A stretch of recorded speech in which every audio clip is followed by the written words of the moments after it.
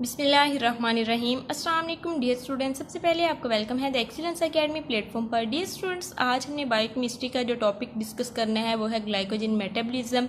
इसमें हमने डिस्कस करना है बायोसिंथेसिस ऑफ ग्लाइकोजन, जिसे ग्लाइकोजेनेसिस भी बोला जाता है। इसके तमाम स्टेप्स को, इसके रिएक्शंस को, इसकी थ्योरी को हम डिटेल में डिस्कस करेंगे, लेकिन उससे पहले आपसे रिक्वेस्ट है आप वीडियो के अंत तक देखिएगा और चैनल को लाजमी लाइक शेयर एंड सब्सक्राइब कर दें। Thank you so much. Glycogenesis क्या होता है? ग्लूकोज से ग्लाइकोजन की फॉर्मेशन का प्रोसेस ग्लाइकोजेनेसिस कहलाता है और ये टेक प्लेस कहाँ पे होता है? इसकी साइट क्या है? ये साइटोसोल ऑफ लीवर और मसल में टेक प्लेस होता है। स्टेप्स की जब हम बात करते हैं तो सबसे पहले ग्लूकोज कन्वर्ट होता है ग्लूकोज 6 फास्फेट में, फिर ग्लूकोज 6 फास्फेट कन्वर्ट होता है ग्लूकोज 1 फास्फेट में, फिर ग्लूकोज 1 फास्फेट कन्वर्ट होता है यूरिडिन डाइफास्फेट ग्लूकोज में, और फिर यूरिडिन डाइफास्फेट ग्लूकोज कन्वर्ट होता है ग्लाइकोजन में, जिसकी ब्रांचिंग हुई होती है। तो इन तमाम स्टेप्स को हम डिटेल में डिस्कस करते हैं।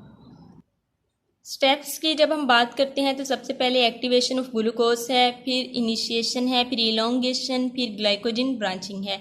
एक्टिवेशन ऑफ ग्लूकोज में क्या होता है कि ग्लूकोज जिसके ज़रिए से ग्लाइकोजन की सिंथेसिस होनी होती है, इसके ऊपर एक एंजाइम एक्ट करता है जिसे यूडीपी ग्लूकोज फास्फोराइलेज 2 कहते हैं, और एक्टिवेशन होती है ग्लूकोज की। ये एंजाइम क्या करता है? ये ग्लूकोज 1 फास्फेट के कार्बन 1 के ऊपर जो फास्फेट ग्रुप लगा होता है उसका एक्सचेंज करवा देता है यूडीपी के फास्फेट के साथ।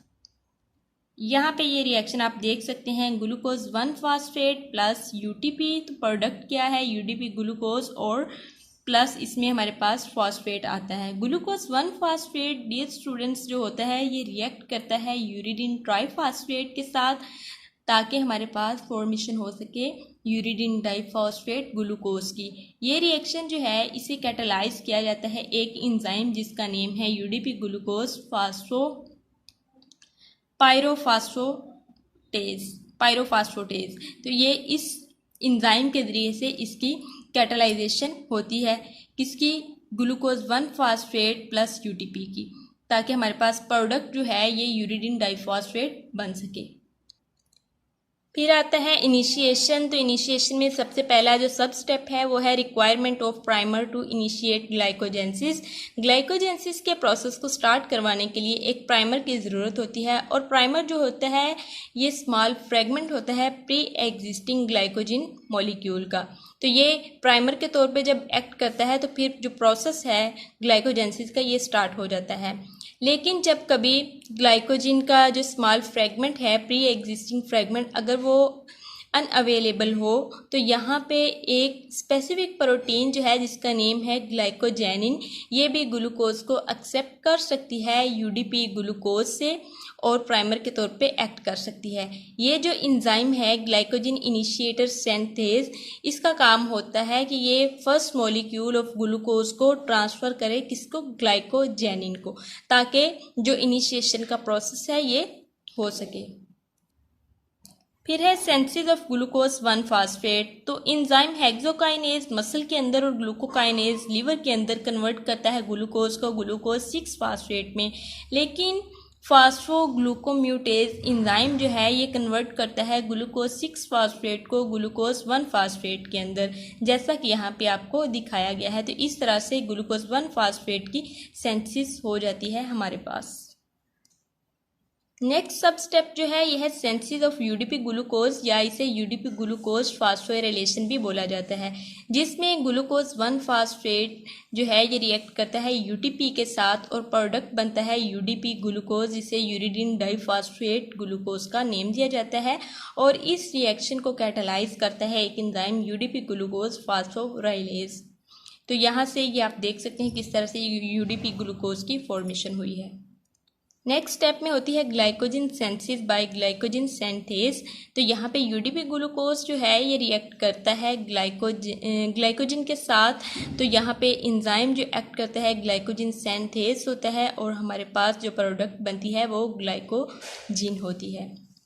तो यहाँ पे आप देख सकते हैं कि यहाँ पे एक ग्लाइकोसिडिक लिंकेज अल्फा 1,4 की फॉर्मेशन हुई है। ग्लाइकोजन सिंथेज जो है ये रिस्पॉन्सिबल होता है इस ग्लाइकोसिडिक लिंकेज के लिए। ये जो एंजाइम होता है ये ग्लूकोज को ट्रांसफ़र करता है यूडीपी ग्लूकोज से to the non reducing end of glycogen, ताकि फॉर्मेशन हो सके हमारे पास ग्लाइकोसिडिक 1,4 लिंकेज की। अब हम बात करते हैं ग्लाइकोजन ब्रांचिंग की। तो ग्लाइकोजन सिंथेज जो होता है ये सिर्फ और सिर्फ रिस्पॉन्सिबल होता है अल्फ़ा 1,4 ग्लाइकोसिडिक लिंकेज के लिए। एक और एंजाइम रिक्वायर होता है अल्फ़ा 1,6 लिंकेज की फॉर्मेशन के लिए, ताकि जो ग्लाइकोजन है ये ब्रांच पॉलीमर बन सके। तो ये जो ब्रांचिंग होती है ये स्पेसिफिक नंबर्स के बाद ये स्टार्ट होती है।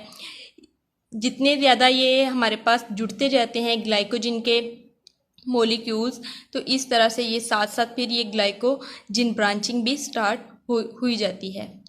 उतनी ही मीन इसकी लेंथ जो है ये इंक्रीज़ करती जाती है। जितने ये ग्लाइकोजन मॉलिक्यूल आपस में जुड़ते जाते हैं तो इसी तरह से ये जो ब्रांचिंग है ये भी फिर बढ़ती जाती है। इसका भी नंबर जो है इंक्रीज़ हुआ जाता है साथ साथ।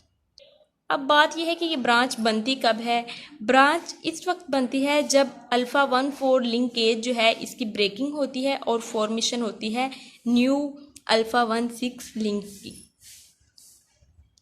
और जो न्यू ब्रांच होती है ये एटलीस्ट 4 रेजिड्यू अवे होनी चाहिए फ्रॉम प्री एग्जिस्टिंग वन, कि जो न्यू ब्रांच बनेगी वो 4 जो रेजिड्यू होंगे उससे अवे होगी, ठीक है, उससे परे होगी 4 रेजिड्यू, यानी कि 4 मॉलिक्यूल भी आप कह सकते हैं। तो इस तरह से ये ब्रांचिंग का प्रोसेस भी होता है।